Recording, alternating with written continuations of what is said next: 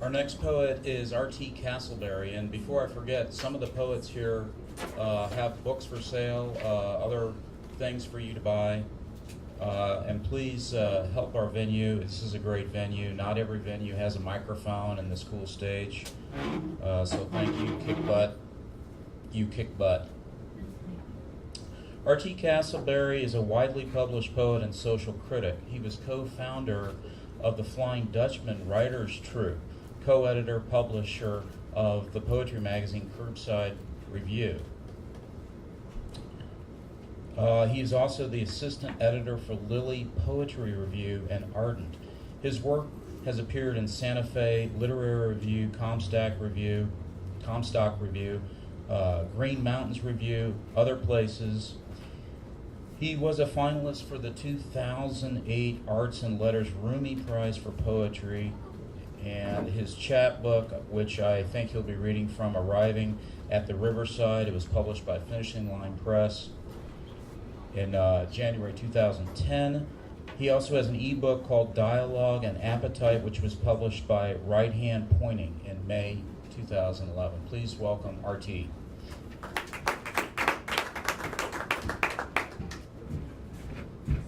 Good afternoon, Austin. It's terrific being here at the festival and at Kick Butt. I do have a book for sale. It's $12. You can buy it at that table over there. If you buy one, you get a free bumper sticker that says, "Caution, writer aboard in creative trance. Quantities are limited." I'm gonna read the title piece from Arriving at the Riverside. It's a book of travel poems and road poems. And Arriving at the Riverside, I was listening to a lot of Big Bill Broonzy and Blind Lemon Jefferson, a lot of acoustic blues music when I got the idea for this piece.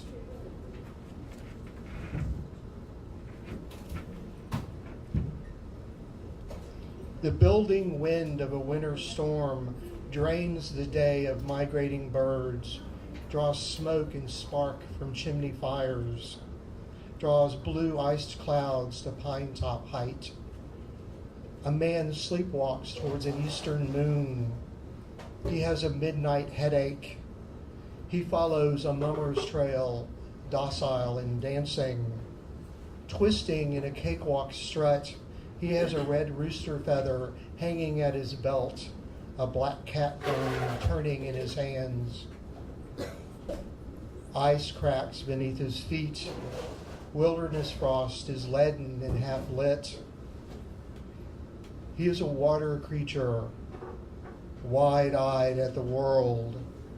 He is 3 miles from any river, 10 miles from a colder ocean. Thank you. When you put a chapter together or a book together, they usually ask you to, the usual idea is to come up with a theme for the book. And when I started looking at the poetry I had, the poems tended to fall into 2 themes: adultery and travel. I chose the less popular one. I chose travel. And this is Leaving Alexandria. And it was actually inspired by the old Michael Caine movie, Alfie. From a balcony above the eastern harbor, I treat the scene as photographs for a file. Horizons, passive line of curving bay, anchored ship, a seaplane's banking turn toward the water. I take Tom Stoppard's plays, a Fodor's guide, a map case, and place them beside the pistol in my pack. Open on the bed is a letter. Tell me what was said is the only line. I have wandered my history to no good purpose. Every mistake I've made crowds me in my sleep.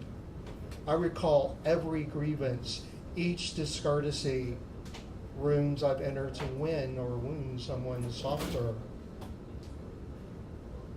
I've loved 3 women, all married and lonely in the world. I never meet the children. I sometimes know their friends. I enjoy their confidence, my detachment, the skilled and hungry sex, a little drama. There is a seasonal pleasure in waking with a lover, the sleepy tangle of bedclothes and bodies, a bath and brunch, a kiss to set another date. There are other private times I prefer the challenge of a married woman's mind, a wife who's known the comforts and discomforts of a child, long years, lingering moods beside her husband.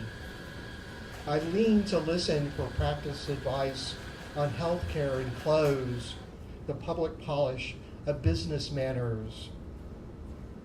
I know the taste of her, the rise of her mouth to mine. As we walk the Montaza Palace Gardens, she tells me some snoop, some overeager officer has seen us at an inconvenient hour. My husband is home. He'll want to see you. He'll be cool, calmer still as you talk. Don't trust it. I don't imagine that will happen. Can you handle him when I leave for Lisbon later in the week? The serial life has stripped me. It poisons as it protects. I bear no malice, as I can bear no bitterness. A steamer leaves for Tunis in an hour. When I land, I'll make a choice for Marseille or Montreal. On my desk, the jumble of a Cairo newspaper reads, attempted murder, officer's suicide. The photo spreads shows a body beside a car, another wounded behind the wheel. I have no faith in explanations, in truth told to pain. Strangers before, we're strangers from now on.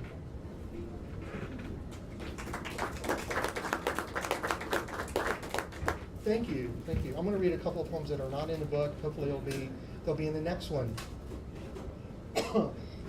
I was reading the Sunday Chronicle. I'm from Houston. I was reading the Sunday paper, and I came across a wedding announcement for an ex-girlfriend. And it was a huge announcement for a very splashy wedding. And I kind of stared at it for a long time. And then I wrote this, and it's titled 12 Months Motionless. In the year I stood still, no lover, no loss. Working Sundays slipped like abacus beads on a line. I saw the poets get fat, go dry. Saw each day interred, debased as a calendar of crows. But the deaths that year, hundreds in book-burning accidents, the raising of the mountain bells, became the logical expression of famine elections, a typhoon every quarter. For 12 months, motionless, I heard the talk around me, parodies of bliss and blessings, diet regimens and marriage dinner chat. I registered the repetition as ex-wives returned to remarry, ex-girlfriends named their children for the mood in our months together.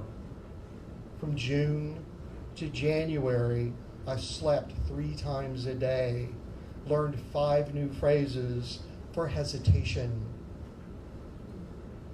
From the freeze of an aching, anxious night, livid with hissing rain, a rising river, I memorized this warning. Don't fight. I'll hurt you if you fight. Thank you very much. Arriving at the Riverside on sale over here, $12, and you get a free bumper sticker.